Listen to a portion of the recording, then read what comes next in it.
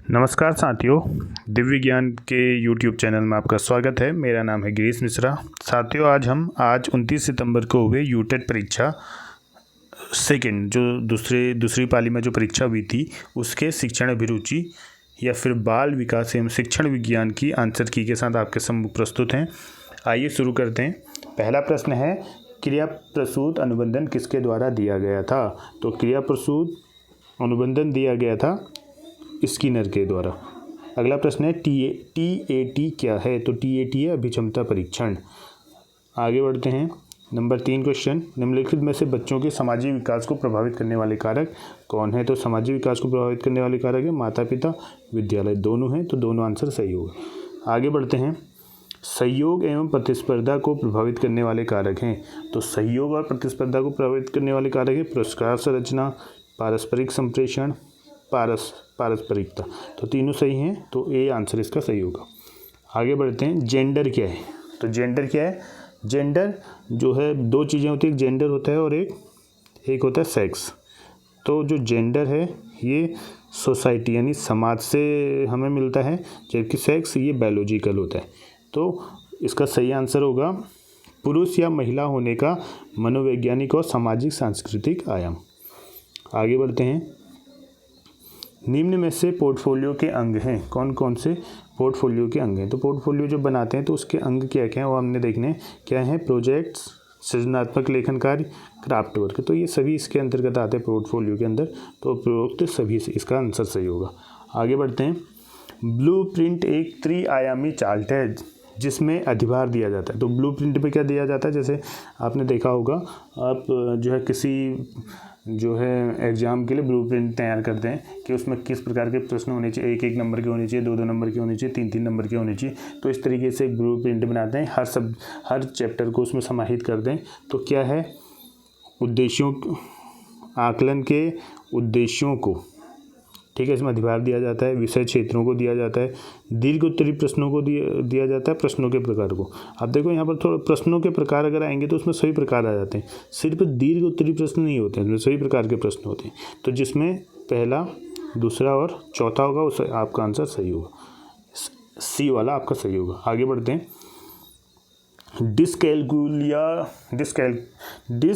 कैलकुलिया एक प्रकार की अधिगम अक्षमता है जिसका संबंध है, कैलकुलिया है तो कैलकुलेशन से संबंधित है, यानी कि गणना की समस्या से।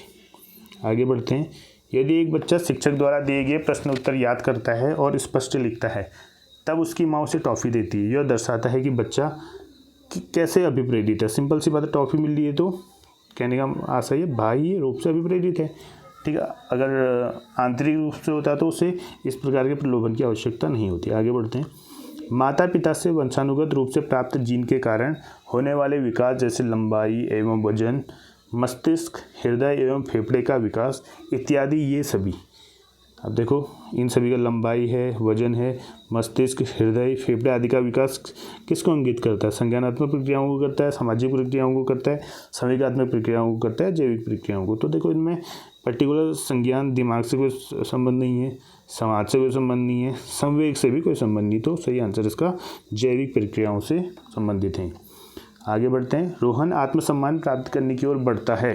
निम्नलिखित में से कौन सा विकल्प उक्त कथन के संदर्भ में सही है? तो देखिए किसकी ओर बढ़ रहा है? आत्मसम्मान। तो मैस्लो की थ्योरी आपने पढ़ी होगी, तो उसके अनुसार क्या था, उसमें एक पिरामिड बनता है, उसके अलग अलग स्टेप रहते हैं, ठीक। तो 1 2 3 4 5 स्टेप होते हैं। तो ये सबसे पहले शारीरिक से संबंधित होता है, दूसरा सुरक्षा से संबंधित होता है, तीसरा प्रेम से संबंधित होता है, चौथा आपका आत्मसम्मान से संबंधित होता है, पांचवा आत्मसिद्धि। तो ये कह रहा है कि आत्मसम्मान प्राप्त करने की ओर बढ़ता है। तो आत्मसम्मान, देखो ये ध्यान रखना, एस्टीम है सबसे ऊपर वाली कंडीशन होती है, एस्टीम बोलते हैं। तो उसकी ओर बढ़ रहा है, तो इसका मतलब वो है कहाँ पर? तो ये जो है आत्मसिद्धि से नीचे वाले स्तर पे, यानी या फिर कह सकते हैं कि वो आत्मसिद्धि स्तर से एक पद पीछे है। तो ये ध्यान रखना कि नीचे से शुरू होता है पिरामिड, 1 2 3 4 5, तो यहाँ होता है। तो स्टीम पे जो है जाने के लिए वो जो एक स्तर नीचे है उससे। बढ़ते हैं आगे। NEP 2020 किस प्रकार के प्रगति कार्य की अनुशंसा करता है? तो वो करता है 360 समग्र प्रगति कार्ड पर, जिसमें इसके जो 3 लोग इसमें करते हैं, स्वयं के द्वारा भी वो अपना रिपोर्ट कार्ड बनाता है, सेल्फ बनाता है, उसके साथी बनाते हैं और उसके अभिभावक बनाते हैं, पेरेंट्स बनाते हैं। तो सेल्फ होता है, पीयर होता है और पेरेंट्स होते हैं। तो इनके द्वारा ऑल राउंड इसका क्या बनता है, रिपोर्ट कार्ड बनता है, प्रगति कार्ड बनता है। आगे बढ़ते हैं। प्रशस्त क्या है? तो प्रशस्त एक प्रकार की जो है जांच सूची है जो विद्यालयों हेतु दिव्यांगताओं की आरंभिक जांच सूची है। तो दिव्यांगताओं के लिए यहाँ पर जो एक प्रकार की चेकलिस्ट है। आगे बढ़ते हैं। हावर्ड गार्डनर ने अवधारणा दी थी, किसकी दी थी? सामान्य बुद्धि की दी थी। उन्होंने 2 की थी, सामान्य बुद्धि कहा था और स्पेसिफिक, एक विशिष्ट बुद्धि की बात की थी इन्होंने। आगे बढ़ते हैं। अभिक्षमता है, तो अभिक्षमता क्या है? किसी कार्य को करने की विशिष्ट क्षमता है। अगर मान लो आप, क्योंकि वो पर्टिकुलर एक क्षेत्र में होती है, विशिष्ट काम करने के लिए होती है, जैसे टीचिंग में, तो टीचिंग की अभिक्षमता होगी। अगर वो जो है सेना में जाना चाह रहा है तो आर्मी से संबंधित होगी, वो डॉक्टरी करना चाह रहा है तो मेडिकल से संबंधित एक विशिष्ट क्षमता होगी उसमें। आगे बढ़ते हैं। विद्यार्थियों को पाठ्यक्रम के अंत में दी जाने वाली वार्षिक परीक्षा उदाहरण है। तो पाठ्यक्रम के अंत में दी जा रही है तो मूल्यांकन कर रहे हैं उसका, तो मूल्यांकन हो रहा है तो वो अंत में ही होता है। आगे बढ़ते हैं। विशेष आवश्यकता वाले बच्चों के संदर्भ में अनुकूलन है। तो विशेष आवश्यकता जो स्पेशल चाइल्ड होते हैं उनके लिए सबसे अनुकूल चीज़ क्या है? ये कह रहे हैं कि नियमित कक्षाओं में विशेष आवश्यकता वाले छात्रों को शिक्षा देना। देखो, सबके साथ दे देंगे तो पर्टिकुलर ध्यान जा पाएगा, क्योंकि नहीं जा पाएगा ये क्लियर नहीं है, क्योंकि उनकी आवश्यकताएं कुछ विशेष होती हैं। सभी विद्यार्थियों की शिक्षा, जहां सभी विद्यार्थी सीखने की प्रक्रिया में समान भागीदार, तो समानता तो वैसे भी नहीं हो सकती। वो पहले से ही पिछड़े हुए हैं जो है अधिगम में, तो वो समान आप कैसे भागीदारी करा सकते? विद्यार्थियों को समायोजन करने के लिए शिक्षण प्रक्रियाओं, असाइनमेंट और आकलन के शिक्षण लक्ष्यों में बदलाव न करना। ये तो निगेटिव, नहीं करेंगे बदलाव तो उनके अनुसार होगा ही नहीं हो। विद्यार्थी की आवश्यकता को समायोजित करने के लिए आकलन, सामग्री, पाठ्यचर्या और कक्षा के वातावरण को समायोजित करना, ये सही आंसर होगा। आगे बढ़ते हैं। अभ्यास का नियम किसके द्वारा दिया गया था? ये दिया गया था थर्नडॉइक। सीखने के 2 नियम दिए थे, एक प्राथमिक नियम और एक द्वितीयक नियम। प्राथमिक नियम अभ्यास का नियम, प्रभाव का नियम, जो ये 3 नियम दिए थे उनमें से एक है अभ्यास का नियम। तो इसका सही आंसर है थर्नडॉइक। आगे बढ़ते हैं। निम्नलिखित में से कौन प्राथमिक पुनर्बलन है? तो इनमें से प्राथमिक पुनर्बलन कौन है? तो देखो, धन प्राथमिक होगा नहीं, पुरस्कार भी प्राथमिक नहीं, उपहार भी प्राथमिक नहीं, तो भोजन प्राथमिक पुनर्बलन है। तो सबसे पहले भूख ही लगती है किसी भी जीवधारी को। आगे बढ़ते हैं। विद्यार्थियों के सीखने को प्रभावित करने वाला बाह्य कारक कौन सा है? तो बाह्य कारक देखना, आंतरिक नहीं देखना। आत्म प्रत्यय, सेल्फ है तो अंदर होगा।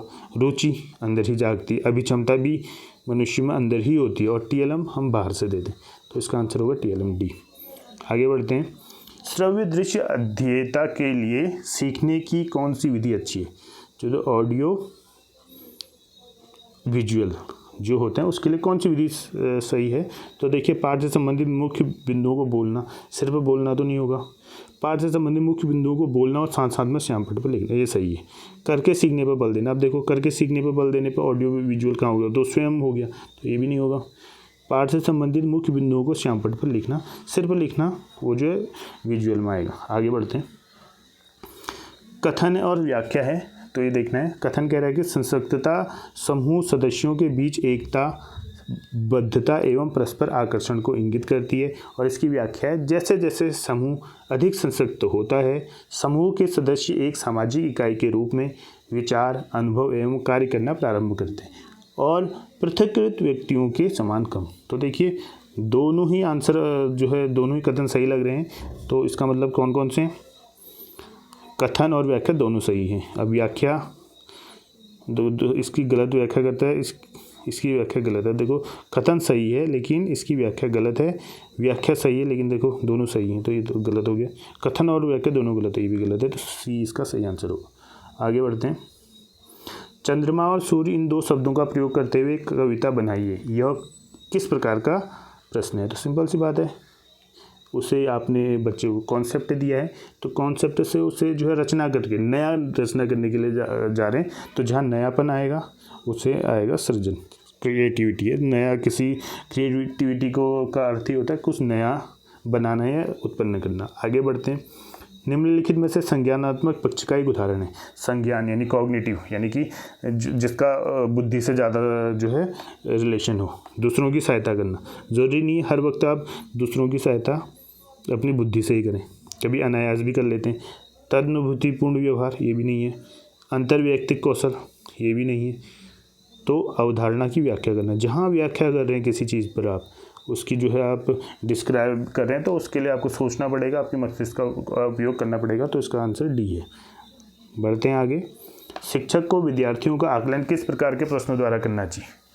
प्रोजेक्ट पर आधारित प्रश्न देने चाहिए, बिल्कुल देने चाहिए। वस्तुनिष्ठ प्रश्न हो सकता है, निबंध आधारित प्रश्न हो सकता है। तो उपरोक्त सही इसका आंसर है। आगे बढ़ते हैं। निम्नलिखित में से कौन सा विकल्प सही है?